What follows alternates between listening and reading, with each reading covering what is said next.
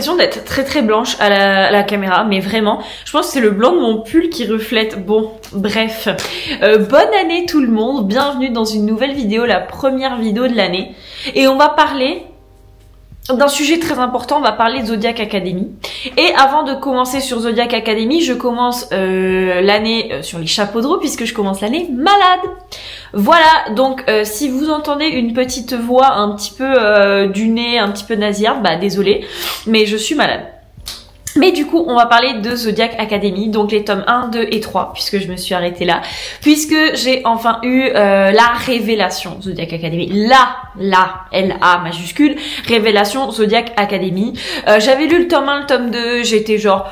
ouais, c'est cool et tout ça. Mais j'ai lu le tome 3 et je suis tombée dedans, les deux pieds dedans, et j'ai compris l'engouement du coup pour cette saga. Donc je vais vous parler des tomes du coup séparément, donc tome 1, tome 2 et tome 3. Celui où bien sûr j'ai le plus à dire, c'est le tome 3, puisque vraiment là où commence l'histoire et toutes les petites ficelles et les petites complexités de l'histoire, c'est vraiment dans le tome 3.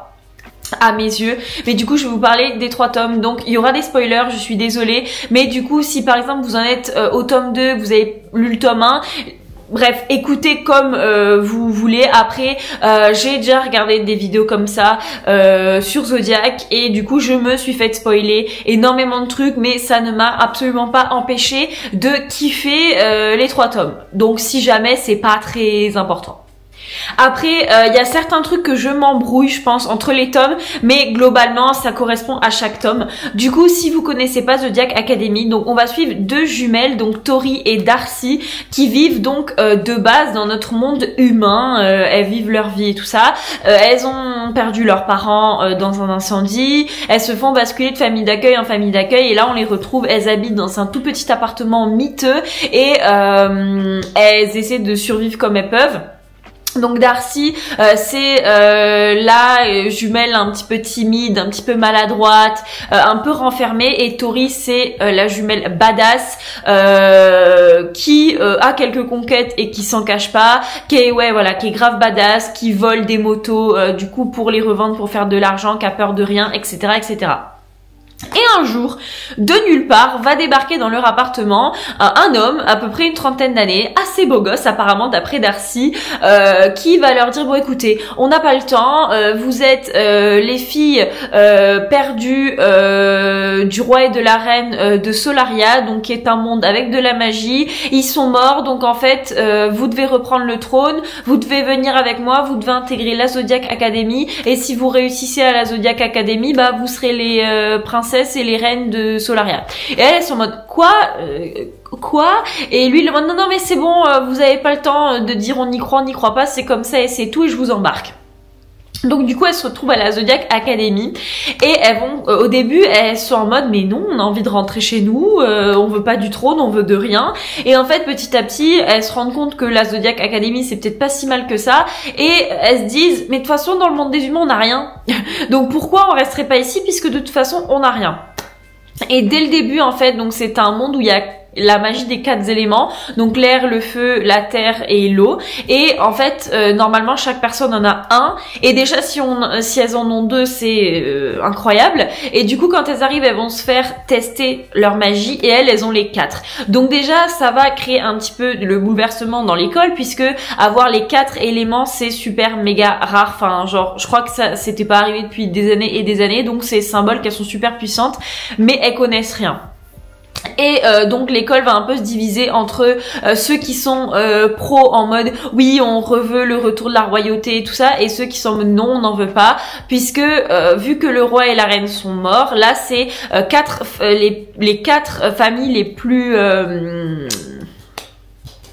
powerful, les plus puissantes du royaume, qui sont à la tête d'un conseil et qui règnent entre guillemets, enfin c'est pas vraiment régner, mais qui sont à la tête du coup de Solaria, et du coup bah si elles reviennent, c'est elles qui vont avoir le trône, et les 4 familles vont un petit peu dégagé. Donc le premier tome c'est beaucoup d'enjeux politiques. Si vous attendez la romance dans le tome 1, vraiment va falloir attendre un peu puisque c'est beaucoup d'enjeux politiques où du coup les 4 fils des familles les plus puissantes sont à la Zodiac Academy et vont être littéralement matrixés par leurs parents qui vont leur dire il faut que vous les fassiez dégager le plus vite possible et de n'importe quel moyen possible puisque parce que sinon en fait vous allez jamais être à la tête et nous on va se faire virer. Donc eux ils sont matrixés par ça. Donc bien sûr les 4 garçons sont les garçons les plus puissants de l'école, les plus craints de l'école, tout ce que vous voulez, hein, je pense que je vous fais pas le topo. Donc on a Darius, donc lui qui est un petit peu supérieur entre guillemets aux 3 autres. C'est lui qui a le père le plus puissant et le plus fracasse aussi, hein, on va pas se mentir. Mais lui c'est celui qui va être le plus matrixé par son père, par le fait qu'il faut les chasser et tout. Et lui, donc il y a parce que du coup chaque personne est un métamorphe et une créature plus ou moins. Donc lui c'est un dragon, donc pareil, créature les plus puissantes et tout ça. Ensuite on a Seth donc qui est un loup, on a Caleb qui est un vampire et on a Max qui est une sirène. Donc lui il a beaucoup d'affinité avec les émotions des gens et tout, il se nourrit des émotions. Et du coup le premier tome c'est clairement du bully, du harcèlement du début à la fin, puisque elles vont se faire harceler plus ou moins par toute l'école, puisque toute l'école suit un petit peu le mouvement de ces 4 garçons là. Donc en anglais je sais que c'est les Heirs, donc H-E-I-R-S. En France, le premier tome est sorti en français. Je ne sais pas qu'est-ce qu'ils attendent pour sortir les tomes d'après, mais du coup en anglais c'est les Heirs et je sais pas en français, je sais plus ce que c'est. Du coup, mais du coup ces 4 garçons un petit peu manipulent toute l'école, donc bon, du coup forcément tout le monde suit le mouvement et du coup elles vont se faire harceler de partout par eux pour qu'elles partent de l'école et même ils sont en mode qu'elles partent de leur plein gré ou qu'elles partent en gros parce qu'elles sont mortes, on doit se débarrasser d'elles.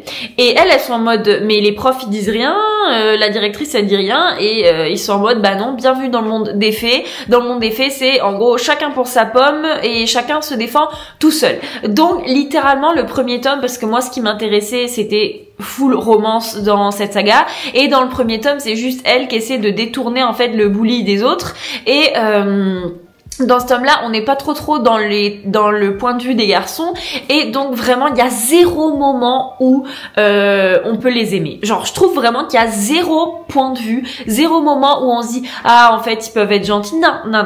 Et du coup la fin du tome 1, elles se font faire des coups de crasse par eux, mais c'est ultime parce qu'ils sont en mode oui on est un peu gentil et en fait par derrière rac comme ça, ou en gros et en plus c'est des trucs qui sont vraiment spécifiques aux filles. Genre du coup Darcy elle se fait couper les cheveux, elle avait des longs cheveux et tout bleus je crois avec des mèches bleues et en gros elle se fait couper les cheveux super court par Seth, donc le loup-garou, et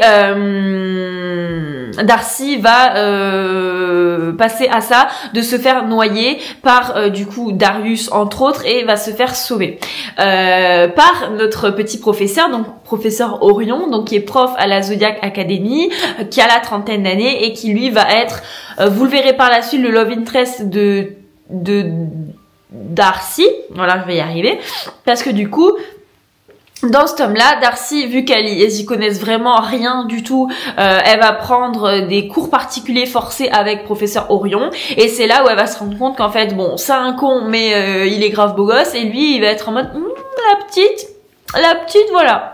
Du coup, comme je vous ai dit, le tome 1 c'est principalement du bully. Et du coup, on bascule dans le tome 2. Et il n'y a pas ce truc, je trouve, dans le tome 1 et le tome 2 où on est en mode oh là là, il me faut la suite, j'en peux plus, il me faut la suite. Mais du coup, le tome 2, ça va être la vengeance ultime des filles. Elles vont dire non mais non, nous en fait on veut rester là. Donc à un moment donné, c'est pas eux qui vont dicter leur loi. Et si on veut rester, eh ben on restera. Et du coup, elles se vengent. Pendant la première partie du tome 2, en fait, elle se venge du coup de toutes les crasses que leur ont fait les garçons. Et en fait, du coup, spoiler, dans le tome 3, ils vont découvrir que c'est elle et ils vont être méga énervés contre elle. Genre, ils commençaient à les aimer, mais ils vont être méga énervés contre elle. Mais je vais vous expliquer du coup les vengeances. Mais en fait, on est en mode, mais les gars, vous avez failli les tuer, genre les tuer. Genre, ce qu'elles vous ont fait à côté, c'est rien. Parce que du coup, elles vont clairement faire des trucs genre super spécifiques pour chaque. Et genre Darcy, avec son petit côté moi je suis gentille comparé à ma sœur, genre elle fait des trucs mais un petit peu des trucs en douce, en tsum tsum, ben, c'est grave drôle. Parce que du coup, à 7, donc le loup-garou en fait, elles vont lui mettre des puces. Et du coup, lui qui a besoin d'être tout le temps collé à sa meute pour survivre et se sentir bien, mais en fait, il va être isolé et lui c'est l'alpha et tout ça. Et en fait, tous les gens de sa meute vont l'exclure parce qu'il a des puces. Du coup, Caleb, ils vont tous répandre une rumeur comme quoi il kiffe les Pegasus, puisqu'il y a des Pegasus et qui kiffent en mode les trucs olé olé avec les Pegasus, les paillettes et tout ça. Enfin, genre des rumeurs, mais comme ça. Mais vraiment, c'est ambiance tellement lissée, genre avec des rumeurs à la de n'importe quoi et tout. Darius, Tori, elle va parce que du coup vu que c'est un dragon, il est fort et tout ça, il a besoin d'être entouré d'or en fait pour vivre, mais elle va mettre le feu à sa chambre et tout va brûler et l'or va fondre et tout ça. Et Max, je me souviens plus ce qu'elles font à Max. Qu'est-ce qu'elles font à Max? Je me souviens plus. Bref, Max, elles vont lui faire un truc mais je me souviens plus quoi. Et c'est si drôle parce que du coup le truc de 7 et ses puces ça va vraiment durer longtemps, même dans le tome 3. Et les rumeurs en fait sur Caleb ça va durer super longtemps aussi. Mais du coup elles se font un groupe d'amis en fait qui de base était un petit peu leur fan club, le fan club des princesses de Solaria et tout, qui vont devenir vraiment leurs amis, qui vont les aider et elles vont grave se venger. Donc tome 2 c'est grave vengeance aussi. Et c'est là aussi où on commence vraiment à voir que ça se retourne petit à petit le karma. Orion, c'est là où on va vraiment un petit peu creuser l'intérêt entre Orion et Darcy, même si lui il a jamais rien fait.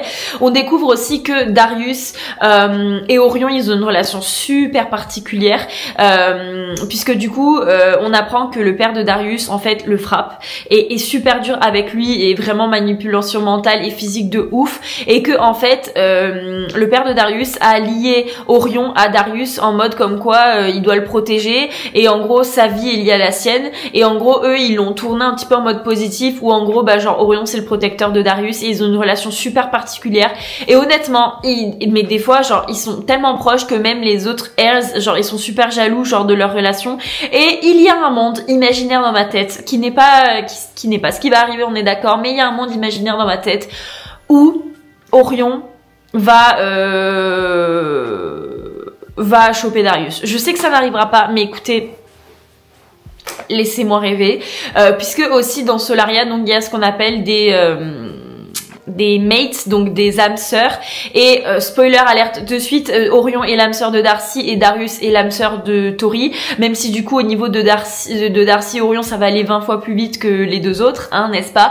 Mais voilà, mais du coup c'est le tome où du coup par la vengeance ça se retourne grave contre eux, et aussi par les sentiments qu'ils commencent à avoir pour les filles, genre mais le karma, enfin excusez-moi, mais karma et c'est bien fait pour eux, enfin je vais absolument pas les peindre, c'est bien fait pour eux. Et on n'est pas en mode dans le tome 2 ah mais il commence à les kiffer, c'est mignon, romance et tout, on est en mode vous avez vu, hein, vous avez voulu les chasser et vous voulez toujours les chasser, bah bien fait, parce qu'ils veulent les chasser mais en même temps ils sont en kiff sur elles. Donc on est en mode les gars,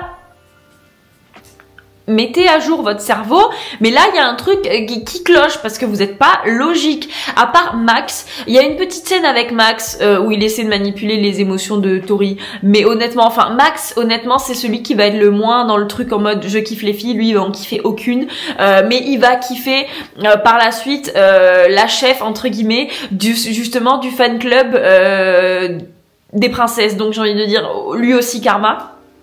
Mais en fait, Seth, il va devenir obsédé par Darcy. Il veut qu'elle fasse partie de sa meute, alors que bah les filles, on sait toujours pas quelles créatures elles sont. Donc techniquement, elles sont peut-être pas des loups et voilà. Et du coup, il va être en mode oui, tu fais partie de ma meute, tu dois faire ça, ça, ça. Et elle est en mode mais j'ai pas envie, donc non. Il a dit oui, mais j'ai décidé, donc si. Et elle est en mode bah non, bah excuse-moi, mais non, je m'en fous de toi et non, je m'en fous de toi et parce qu'à un moment donné, scène trop drôle où du coup elle va aller le voir, je ne sais plus pour quelle raison, Darcy, et elle va tomber sur une scène olé olé à plusieurs entre Seth et sa meute. Elle va être en mode ok et elle va se cacher dans le placard, genre c'est tellement genre Darcy en mode je suis dans le placard, il se passe des scènes olé olé à plusieurs, qu'est-ce que je fais? Donc c'est tellement Darcy. Darius, on va voir qu'il commence à kiffer Tori de ouf. Et alors dans le tome 3, mais ça va exploser. Mais il est en mode, pourquoi j'ai l'impression que je l'aime bien alors que je la déteste et que je veux la voir partir? On est en mode, parce que tu l'aimes bien en fait et que c'est ta mate, c'est pile que voilà. Mais lui c'est le plus têtu des quatre et c'est celui qui va un petit peu, c'est un peu le chef de file où c'est lui qui va générer à chaque fois. Il faut qu'on fasse tout pour les faire partir et les autres vont suivre et tout ça. Et du coup Caleb, donc notre vampire, va revendiquer Tori comme sa source et donc du coup bah il va boire son sang et tout ça. Et fin du tome 2, début du tome 3, ils vont installer une sorte de jeu entre eux où elle va vouloir se faire chasser par Caleb. En gros, s'il la trouve, il a le droit de la mordre. Au début, ça va juste être un jeu comme ça, après ça va déraper, hein, ça va déraper et du coup bah re-spoiler où il va y avoir une relation très gros guillemets vite fait entre Caleb et Tori. Bon, ça va juste être du spice, hein, du spice pour du spice puisqu'ils vont jamais vraiment avoir de vraies relations couplées tout ça. Mais écoutez, ça arrive, heureusement que ça dure pas longtemps, ça arrive. J'avais entendu tout le monde qui disait oui c'est trop nul, Caleb je le supporte pas, je le supporte pas. En vrai la relation avec Tori ne m'a jamais vraiment dérangée, mais c'est vrai que quand Tori elle est avec Darius, enfin... Excusez-moi, mais ça n'a rien à voir et c'est clairement pas comparable du tout, dans le sens où les scènes avec Darius me donnent 20 fois plus les poils que les scènes avec Caleb. Le peu qui se passe avec Darius est 20 fois mieux que ce qui se passe avec Caleb, mais en même temps c'est des mates, donc... c'est normal, mais du coup tout se retourne vraiment bien contre leur nez parce que du coup ils vont être en mode on est censé vouloir les faire partir, les détester, mais en fait on les aime bien plus. Bon du coup Caleb et Seth ils vont genre s'en rendre compte et l'accepter beaucoup plus vite que Darius qui est tellement têtu et borné, mais quand on voit du coup comment son père le Matrix et tout ça, on comprend pourquoi il est borné. Du coup, Orion va aussi, Orion qui est un vampire, du coup, va aussi, du coup, revendiquer Darcy comme sa source. Donc du coup, elles sont chacune source de quelqu'un. Et c'est là, du coup, ils vont commencer, du coup, à se rapprocher, où on sait que voilà, mais ils peuvent pas parce que bah il est quand même prof.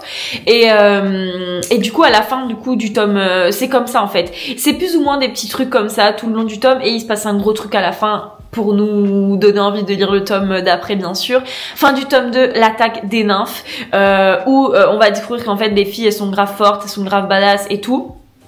Et où elles vont sauver la vie de Darius et de Orion.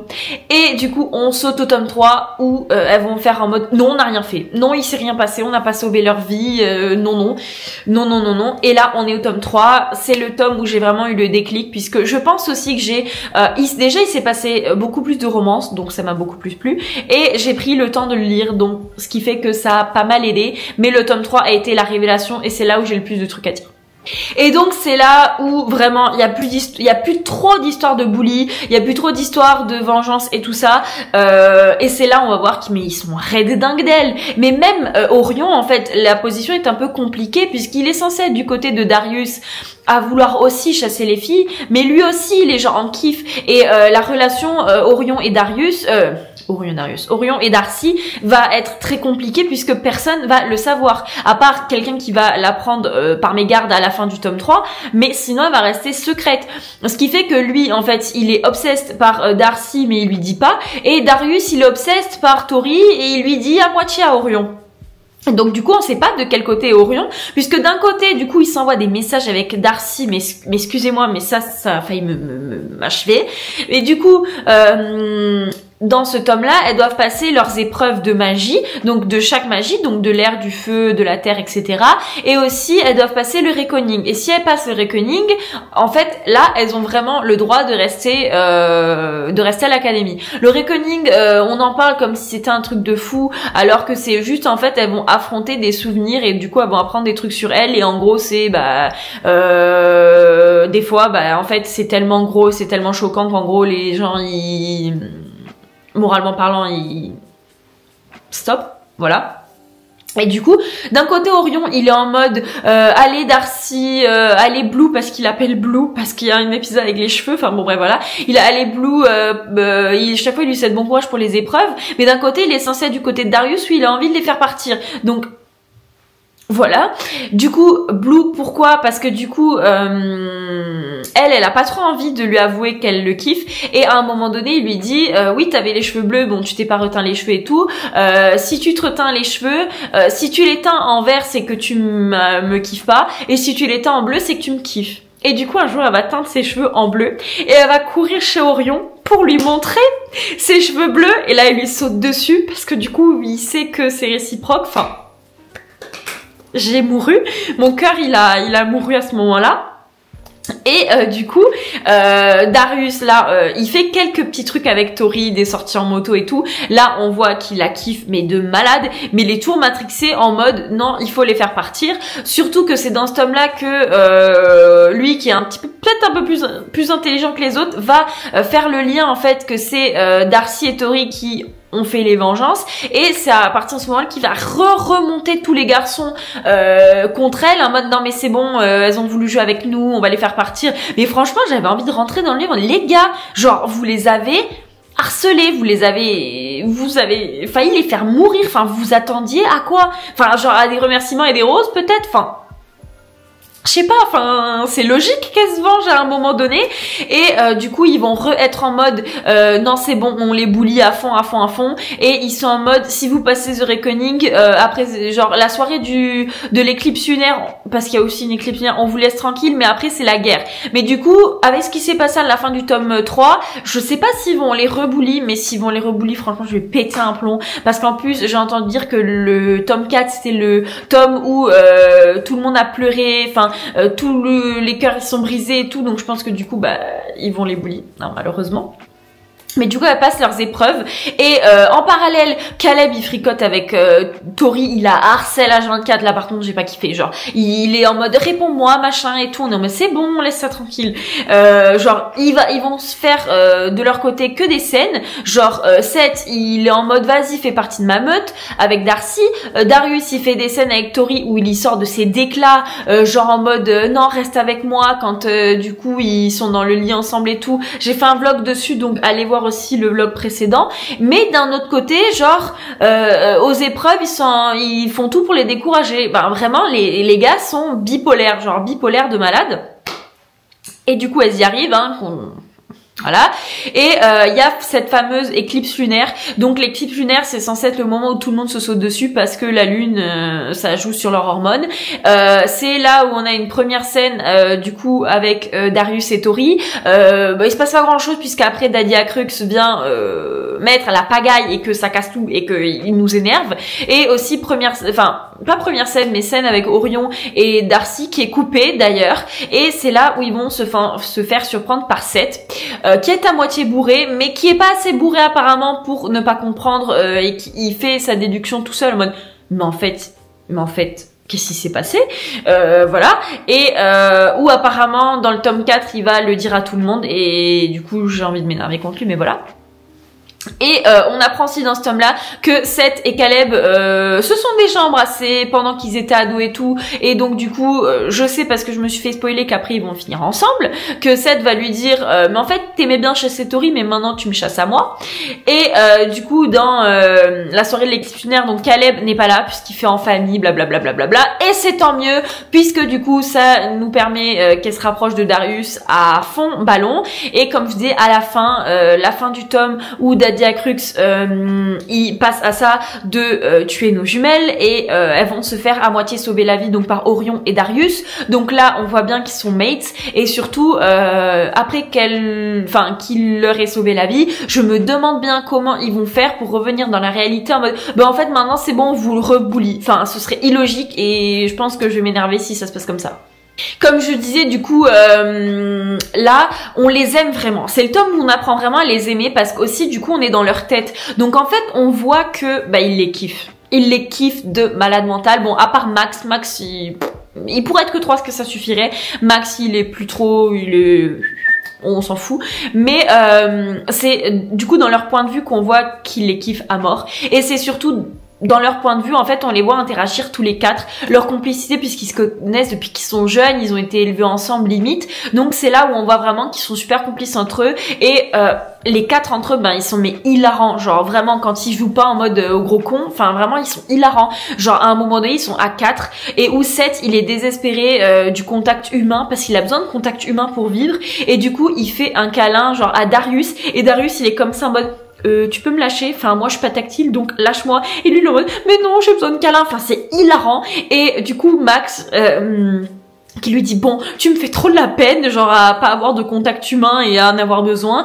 est-ce que tu veux dormir avec moi cette nuit comme ça te permettra d'aller mieux et tout, allez je me sacrifie et du coup Seth il est en mode oui s'il te plaît et Max il lui dit tu pourras même faire la grande cuillère si tu veux, enfin c'est hilarant et en fait entre eux ils sont hilarants et on voit juste que c'est parce qu'ils ont été trop matrixés par leurs parents que c'est des cons avec les filles mais sinon ils sont trop drôles et clairement c'est le tome 3 qui m'a permis de... J'ai eu au tome 3 cette révélation de Zodiac où j'avais envie de juste continuer Zodiac et rien lire de plus.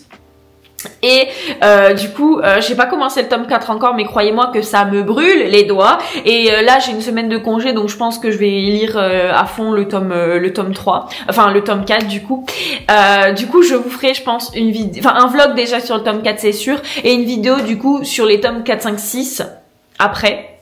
Donc voilà, n'hésitez pas à me dire dans les commentaires si vous avez lu cette saga, si vous l'avez kiffé autant que moi et jusqu'à la prochaine vidéo je vous dis bye. Et dites-moi aussi quel est votre 4 des garçons préférés, votre herse préféré.